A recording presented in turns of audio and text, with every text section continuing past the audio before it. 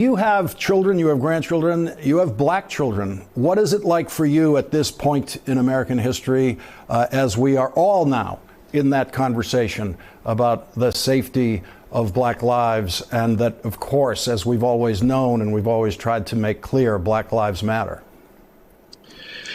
Well, I think with what's been happening with this administration, people are just fed up, and a lot of people are not working and are probably able to go out and demonstrate, thank God. And the fact that this happened to George Floyd, I mean, I look at that image and I get I get very, very upset, and everybody does. You just see why did it have?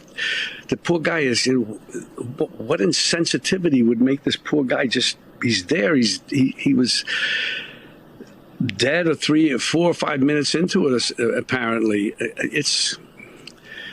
And people have just had enough, more than I ever could imagine. And with this administration and everything going on and the frustration, they just say, we've had it.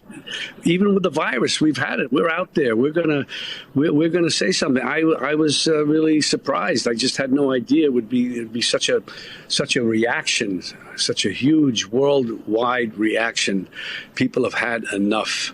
And when this guy is in power as the president, saying the most absurd, ridiculous things that you could ever imagine, and we all have to sit there with straight faces and listen to him and take what he says. That's why it was so important that Milley said what he said and apologized. And if some of the other ones had done that, I think we'd be further along as far as people just having enough of this guy. Are you hopeful tonight? Are you hopeful for your children and your grandchildren? Yes, of course. You hear stories, and I have not been, believe it or not, though my children are all half African American. I even took certain things for granted. And then I'd hear people, I heard certain stories from my experiences and my relationships over the years, simple things that you take for granted, like stopping, if a cab is going down in Greenwich Village, say, if you're black, they're not going to stop. They're going to keep going. They think you're going to take them somewhere that they would rather not go. Hearing about kids, their parents telling them, keep your hands on the steering wheel. Don't make any sudden movements if you're pulled over. Those are, very upsetting to see, and just so simple. And that, again, myself as a white person take it for granted. But that's the reality, and I think it's sunk in finally with many people and younger people who see we've had it enough. Enough is enough, and it really has to stick this time, as people are saying. One of the things that you've played in many characters is loyalty, personal loyalty within a mob, personal loyalty in other ways. And we've seen now personal loyalty ruin some lives, police lives. Those 4 police officers are now charged with murder because at least 3 of them were acting on personal loyalty to the other officer. That was the most important thing for them in that moment. When you see that, can you see, like in real time, the mistake that those people are making in their minds? I'm sure it's like the officer that tried to bend down when the 75-year-old man fell back in Buffalo. He tried, and the other officer just moved him on.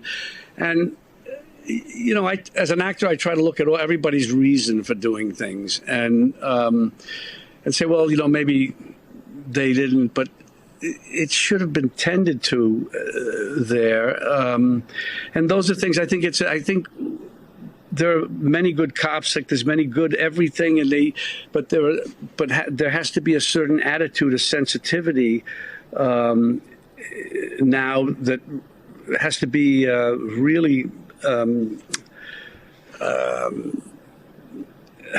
imparted or made people who are training to think more carefully. And if something needs to be said, it needs to be said. You have to stand up and say, no, I can't accept that, because people will hold you to accountable later. It's like what Milley did. Milley did the thing he should have done. He said, I can't in all good conscience endorse what I did. I made a mistake.